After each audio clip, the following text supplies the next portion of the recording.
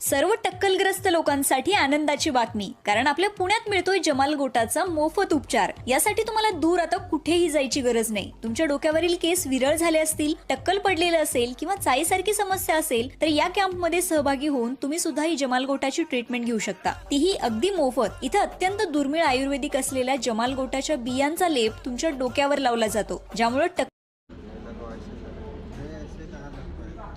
कितना बार? 3 बार